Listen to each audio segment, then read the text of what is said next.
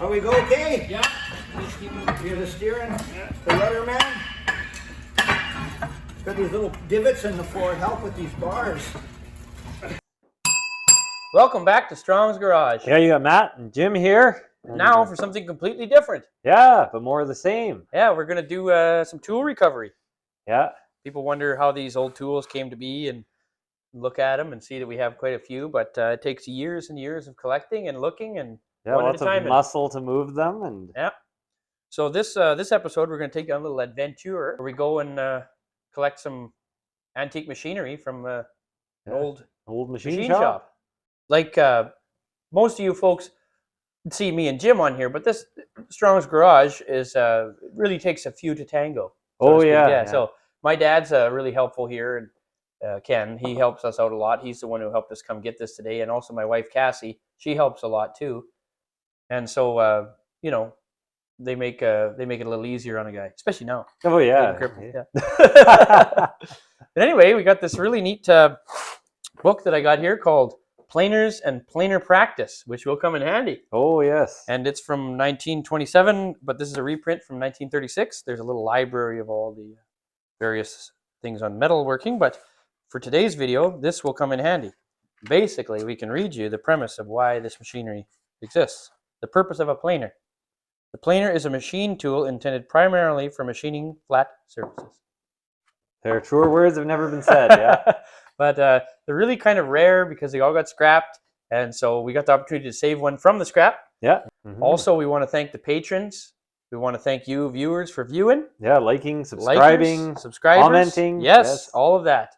And this Friday, today is the 19th. Yeah, Monday the 19th. Of December. On Friday, the 23rd. Of December, we're going to try and do a live stream. Yes. So I'm hoping Cassie will come and help us man the questions. But if you plan for that, we'll probably do an hour or two of live Q&A. If you have any questions about the shop or want to maybe take a closer look at something, maybe we can arrange that. Yeah. But if you're keen, it'd be nice to have you there live and in person. Oh, exactly. Yeah, no, it's all sorts of comments always coming up and questions. And of course, we can't field them all, but be a perfect opportunity to, ask what you've always wanted to ask. Or, and we can either answer it or not. Yeah, that too. So look for that. Come along for the full play-by-play on what it takes to salvage antique machinery that weighs thousands and thousands of pounds. Yeah. There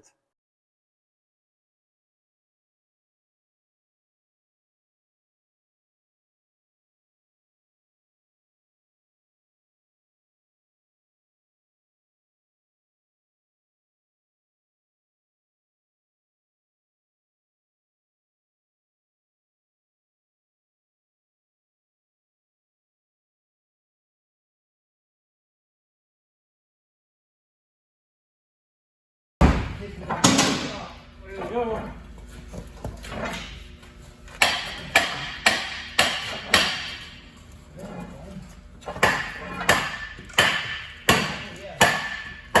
That'll be the hardest part to do that.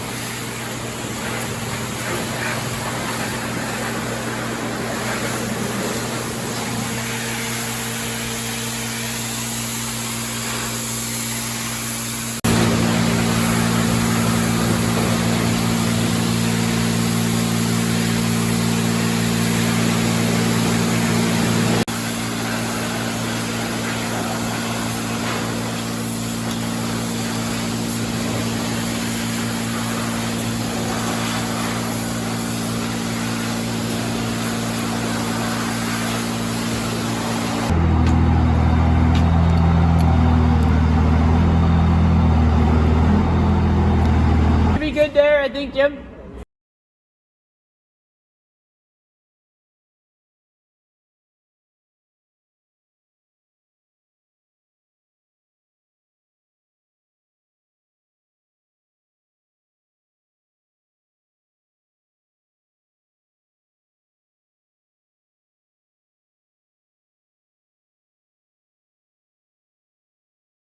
Well, here it is. Yeah, what a harrowing journey it was. It was. But Talk it's about back. definitely worked hard. Yeah, back-breaking labor. I did quite a bit of consulting on this move. Yeah. The Egyptians probably wouldn't have hired Maton for their pyramid construction. That's the thing about this old equipment is that it's very heavy and it's usually in these awkward positions. Like this one that was in the back corner of an old machine shop that'd been there for about 50 years. The machine shop started in 1948 that we got it from, and they had used it up until a few years ago. But by 1948, it was probably already 48 years old. Oh yeah, it'd become Fairly obsolete, yeah. but not completely. So my dad, as a hobby, and well, he's a machinist, but as a hobby, he finds and fixes up machine tools and kind of restores them. Jim got a lathe from him. And I think finding old cars and dragging them back is hard enough. This is labor, laborious, yeah. But he found this on Kijiji, which is like our Craigslist, about a month ago or a little longer, and went and looked at it and made him an offer and a deal on it, and we thought, wow, we could get that and fix it up. And so they took the offer, thankfully, because it was either that or they were going to cut it up for scrap, which is what happens to most of these things, unfortunately. Yeah, and have to buy it back as a soup can. Yeah, or tin, yeah, whatever it comes back as, yeah. So that was cool. So we went and saved it, and it took a long time, and it was we went about 300 miles to get this thing. Spent a whole day out in the cold and snow, and then we brought it back and washed about 100 years worth of filth off it, but there was indeed a planer under it. Yes. So for those that aren't familiar, this is a metal planer. It's similar to a metal shaper, but this is one of the oldest powered metal shaping pieces of equipment devised. I think plans go back as far as 1750. They were very popular in the mid-1800s. This company, John Bertram and Sons from Canada, Dundas, Ontario, he started this firm in 1886, but before that, I think he got into the machining business in like 1863. So this is Canadian made, which is perfect for us. And wow, we actually have one of these that me and my dad found about 10 years ago that's been it's been modified to work on a hydraulic motor, and we'd always dreamed of the chance to find the pieces and fix it up. It's hard enough to find parts for cars, let alone this kind of stuff. So when this came up, it was really cool. So yeah, we went and got it, and there it is. So we can give you a little tour of the metal planer. Which is not undifferent to a wood plane, but similar, makes things flat. You know? Yeah, exactly. But instead of like most machine tools where the work is stationary and the tool moves around it, the work moves and the tool is stationary for the most part. So this is very similar to I guess it'd be like a milling machine, or the shaper is the most similar tool. What happens is your work is clamped on this table, and then the work goes back and forth. So the table goes one way, and then it comes back the other, and each time it cuts this way, and then it goes faster out, and then this thing clicks over. And so we'll show you all the inner workings of that here in a second, but this is called a clapper box. So what this does is when the work is cutting, it's cutting, and then on its return stroke, it goes out of the way, the work slides along it, claps back down, onto the next move.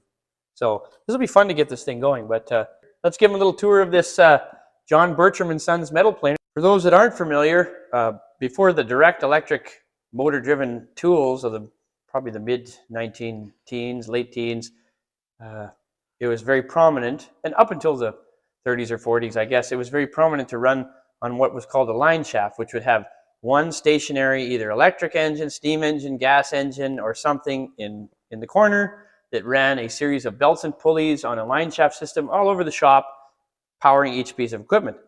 And so it's the kind of the dream one day to be able to run all the pieces of equipment that run on a flat belt on them again. So this one's been converted to electric, and probably back in the 40s, or maybe earlier, but it still retains all the things that make it work. Now, because it was belt driven, it needed a way to be in neutral because the line shaft itself on the roof is always turning.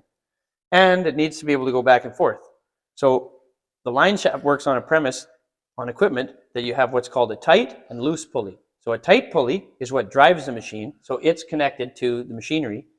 And then on a switch, you'd slide this belt over to what's called the loose pulley, which just idles. So this would just be idling there, nothing going on when you want it to go. Now this thing is even more interesting because it has to power this table back and forth. Get your back and forth motion as such. The neat part is you can have shaft turning single speed up top and through different size pulleys. You have different speeds, but also with a flat belt, you can run on both sides of the belt. So if you put a simple twist in it, you can reverse direction. And so that's kind of what we see here on this. And it's the same idea where on the outside you have an idling one, your loose pulley, tight one in the middle. So how this works, because this machine, like I said, the table goes back and forth at 2 different speeds. We'll demonstrate that in a second. It's got this belt flipper. So because the speed to drive it is slower and the speed to return it is faster. So it drives away fast, then it hits the end, it flips the belts back over so that it's idling on here and driving on this one with a twist in the opposite direction, and it'll drive the tool the other way, or it'll drive the table the other way. It's really fun to watch these work because as they work, they cut, click, belts flip, table goes the other way, click, belts flip back over, so on and so forth as it goes. Yeah, very interesting 1700s automation, so to speak. Yeah. So, well, that's kind of the inner workings of tight and loose pulleys and basic overview of line shaftery if people are interested in that. But let's just give a quick demo. I'll hold it and Jim can do a little bit of cranking. In your workpiece, you can have either full stroke of the table if you got something real long, or for our demonstration, since it's just going to be hand powered, we shortened it up quite a bit. But this bar here runs this slotted linkage here that changes your belt shift levers, and it's just controlled by these 2 stops here. So it goes past the one, slips it like that, and then in the table returns, kicks it the other way.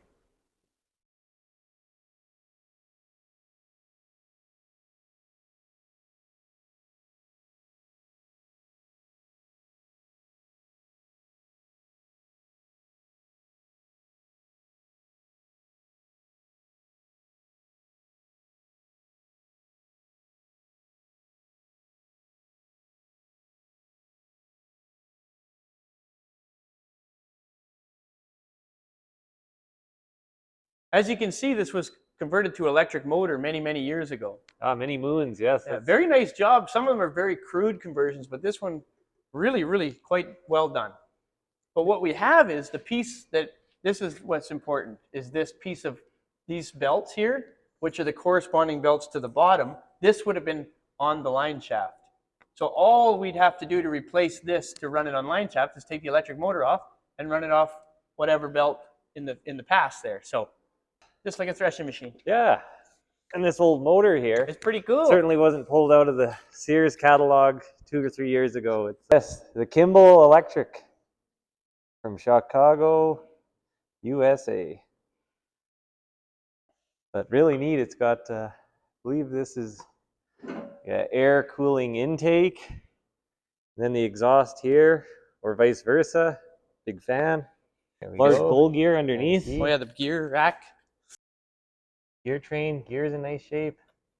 This is actually a really interesting one because it not only has power feed across, so as the table is going back and forth, the head moves over incrementally, and that's what makes your cuts. But it also, if you switch this gear, it has power down feed, so you can cut a keyway or a slot or something. But how this is interesting. This machine runs on this rack, so it only advances it on the return stroke. It's very complicated. And because it has to idle, this gear that powers either the cross feed or the down feed is ratcheted. So as the thing advances, it and then when it's on the return stroke, it ratchets. Then it advances and ratchets, and advances and ratchets. So that's pretty darn neat. And we found that. We thought it was lost, but it was on the other side of the machine. So yeah, you just set your table height there, and then Yeah, see it's going once you get her down. where you want to start feeding.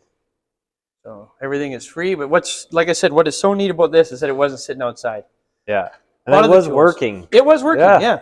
And it needs some, there's some bushings and stuff to make, but that's fine. It's very similar principles to rebuilding a car, like an old 1920s car or 30s car, because it's meant to be rebuilt. Oh yeah, certainly. Yeah. Bushings and pins. And so when you can find them when they're not sitting outside, that's a bonus. Make it as accurate as we possibly can, rebuild it as good as we can, and use this thing, because I think it's not only fun to have the tools, but it's neat to make them work as good as possible, which is what we really try to do with all of the old tools we have. Even the hand tools, the mechanics hand tools from the 1920s and 30s, is to make them work again. Clean them up, and yeah. So another piece of the puzzle found by my dad, and hopefully he'll help come in and help us restore it. We have another big task at hand, which is to move it out of the entire middle of the shop and place it where it's going to be. This will be another feat, because it's 8 feet.